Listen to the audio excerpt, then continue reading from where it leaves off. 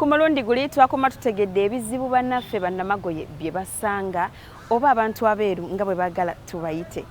N'olwaleero tugobe bumale ne program obulamu mu bulemu nga tukyalina bannaffe ab'Amatayo Foundation ng'ekibiina kino kirabirira okubudaabuda n'okubaako emisomo gye bakola eri abantu bannamagoye. Olunaku olwaleero tugenda kulaba biki bye bakola, abantu bano babayigiriza biki, bakola biki, ye abaffe be bayigiriza bafunyeemu oba nedda. Bibi Serefina gy'olaba, nze Nalongo Farida Nakayiza. Program obulamu mu bulemu katuddeyo Kasubi ku Matayo Foundation nkwandiza.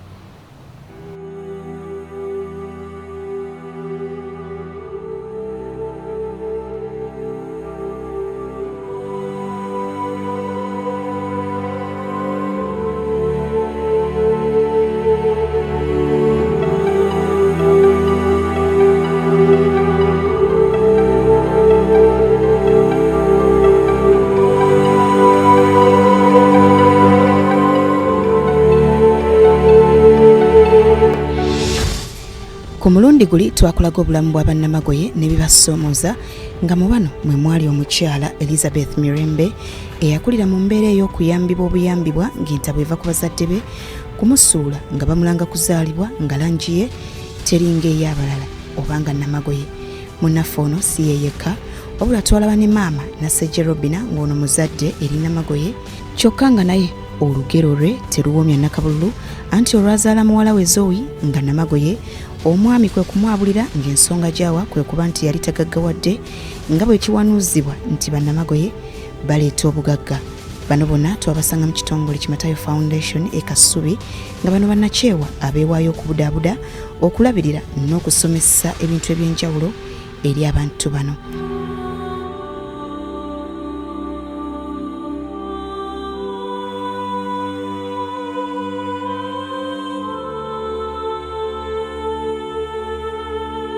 Nga tetunnamanya ngeri kitongole kino gye kyatandikamu, Mirembe agamba nti bwe yali atambuza sabbuuni w'amazzi oba liquid soap, ab'Amatayo Foundation bwe bamuzuulira era ne balaba obusobozi bwe batyo kwe kumuwa omulimu gw'obukwanaganya gwakoze obulungi era ng'okubeeyungako teyejjusa anti byayize bingi nnyo bw'ogeraageranya ne bwe yali nga tannabeeyungako. Bwe nali ntambeeya liquid soap wange ne mbasanga nalabanga mu butuufu asobola okunkwatako era mu kunyumyamu wakati wange n'omukulu oyo nnyini kitongole kino CEO waffe nalabanga nsobola okukola kuba namugamba nti nze nsobola okukola ki okola nagamba era ndaba olaba osobola okutambuza liquid soap mu musana ng'ate omusana guno gubayisa bubi osobola n'otatuula waka kati nze nja kuwa omulimo. Nambuuza ebyokusoma kwange era ne munnyonnyola nti nasoma paka senior 4. Nagamba kituufu osobola okukola jangu, osobola okukola ogwa coordination, coordinating banno bwe mufaanagana, konze ogwo omulimu ngukolera ddala, ngusobolera ddala oba ebbanga lyonna era ntambudde era nga bannange era tubadde tutambulira wamu n'abo abeeru. So nampa ekifo ekya chief coordinator era ne muno ojja kulaba mulimu n'abakyala abazadde abaana nganze ba single mothers, abasajja abo olumala bazaalamu abaana abo bamuleka bulesi mu ddwaliro era abakyala ojja kubalaba bali eyo ne mu byalaani.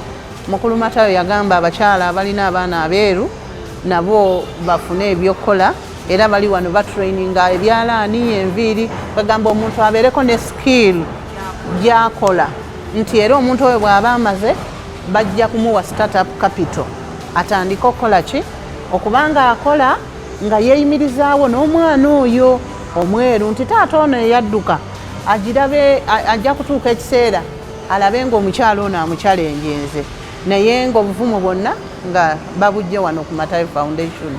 Mugumya Peter omu ku bakulu mu kitongole kino agamba nti mu mwaka gwa 2023 baafuna ekirowoozo eky'okuyamba abantu era wano baalaba nga bannamagoye baali mu bwetaavu nnyo bwe bateekwa kutandika okubateekako essira.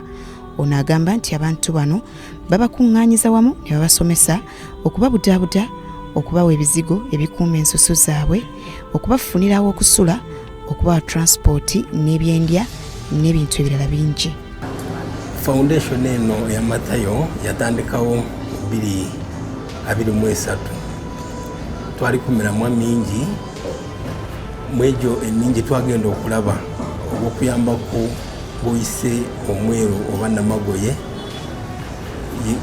yali mbwetaavu nnyo netugamba katusoke tukwatemu mpola tugende tukwate kwoyo omweru buba n'omwana omweru ng'oli eyo otuuka ku Matayo ojja kuba otuuse mu baganda bo mu bazadde bo mu banyoko oba banyinazi kubanga tubalina bonna ab'emyaka gyonna tubakuŋŋaanyiza wamu ne tubaregisteringa mu ggwanga lyonna ndeni ne tubawa obuyambi omuli okubajjanjaba sikini yaabwe etawanyizibwa nnyo omusana kati tufaayo nnyo okubafunira sunscreen gwe beesiiga nakakanyako omusana ogutabatawanya ndeni tubakolerayo ngene enkofiira gyolaba tuzikola nnyo zaabo abeeru nnyo okusinga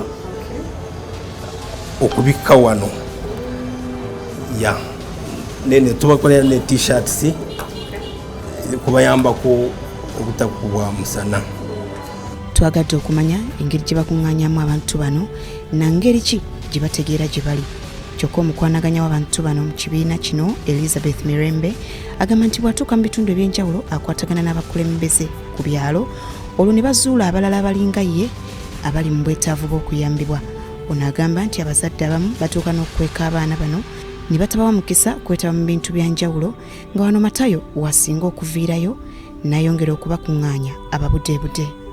Nze nga bwe nkugambye nti Lizi ndi popular ate ndi very common olw'enneeyisa yange n'embeera za nakulira ndi wa mbeera za mu bantu kati nagenda nga nkwatagana n'abo abeeru benfaanagana nabo kati nfuba okulaba nti ngetinga in touch ne chairman wa district gye ngenzeemu like for example ngenda kugamba nti like Kamuli district nkolagana ne chairman waayo bwe ntuukayo nfeeno nga nkoze programu naye bwe ntuukayo kati oyo yantambuza ne bakansalas aba baliko obulemu mu madistricti ne ku magombolola benkwatagana nabo ne tutandika okugenda buli baba bamanyi we bali ne bakansala ab'emiruka kati tutandikira eno waggulu ne tudda ku magombolola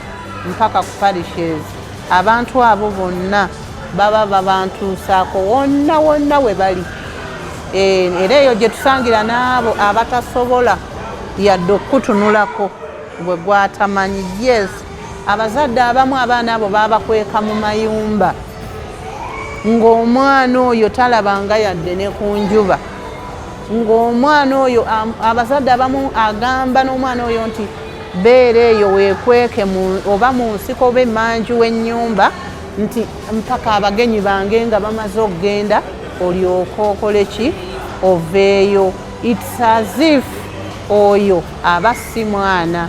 Era nina n'awantu awalala w'entuuka omuzadde n'omubuuza ye munnange olina abaana bameka omanyi tutuuka ne tunyumyanyumyamu awo ne mbabuulira gye nvudde n'ensonga lwaki ndi wano ne tutuukako ekyo nti munaye olina abaana bameka maama nagamba ninayo abaana 3 ne bannamagoye 2 kwegamba bagitwaliranga oba ng'oli agamba nti ekintu ekyenjawulo ennyo nti oba nina emeeza ne kabada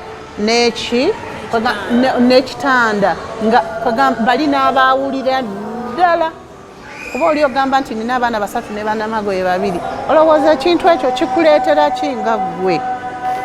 In fact I feel so small bwe mpulira search emboozi ng'omuzadde kennyini eyakeera ku makya n'azaala omwana oyo naye ng'asobola omwawula nga tamubala mu baana be kituluma. Akyali naffe nkwebaza bwebaza yeyakatweyungako program obulamu mu bulemu. Ngenda kuba mpumulamu katono bwe nkomawo mu kitundu kyaffe ekyokubiri ngenda kuba ntandikirawo wennyini wenkomye. tovaawo obulamu mu bulemu.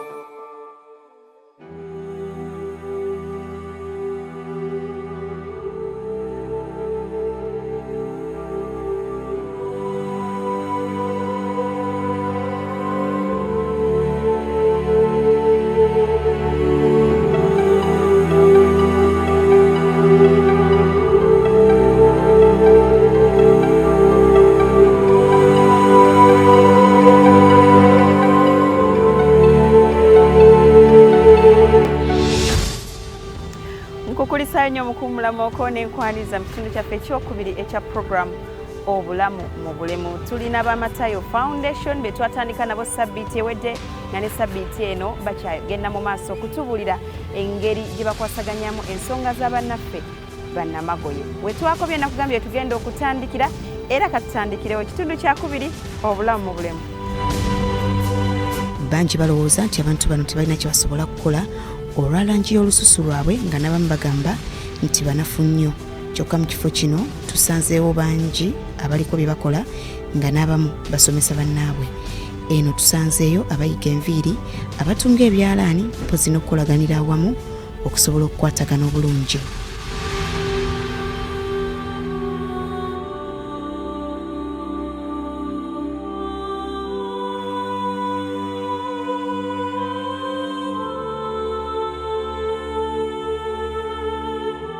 Mu kifo kino era tusanzeewo n'abaana abato ddala wamma nga beeyisiza ddala ng'abaana abalala nga mu bano mubaddemu n'abawere.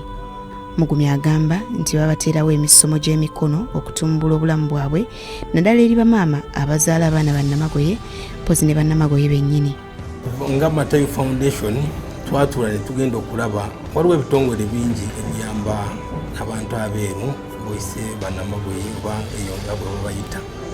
Nga Matayo Foundation ffe ekyenjawulo kye tulinawo twabateerako skilling basoma, tubasomesa kompyuta ne basoma okukola enviiri ne ebyalaani kwabo bamaama baabwe abazaala abeeru abasajja ne babalekawo.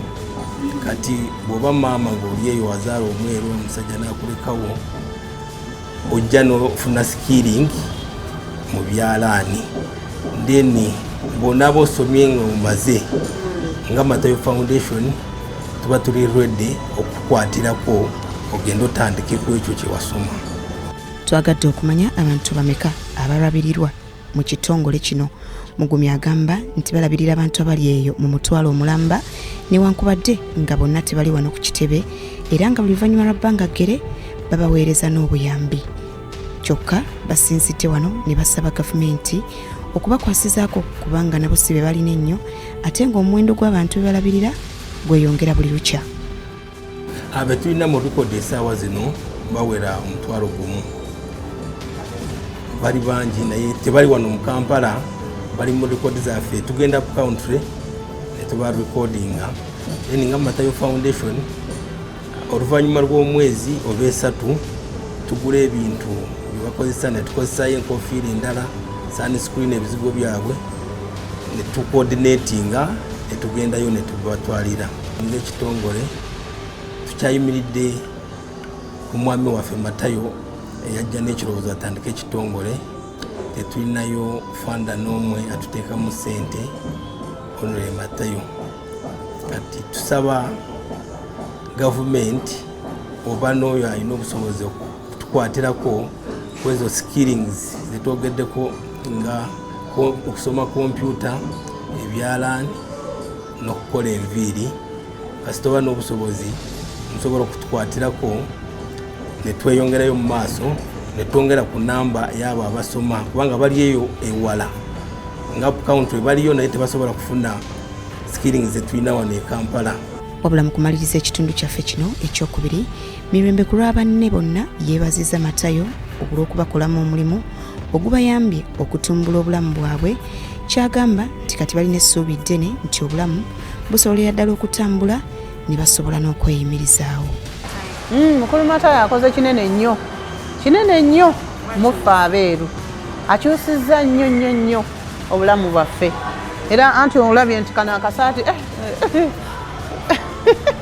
ninga kendi fairinze yampa nnene naye kati nze ate ngenze nengejja olw'emirembe gyampa kubanga kati si kya stressinga nnyo genda mu musana okutambuza liquid soap kati nkeera wano mu office nvaawo lwaggulu atugulira ebizigo enkofiira zino okitegeera ate ng'akusasula so nendabanga mukulu Matayo akoze kinene nnyo omulimu munene nnyo mufe abeeru ab'olususu olweru ate nga tabikoze mu nze nzekka n'abaana abalala.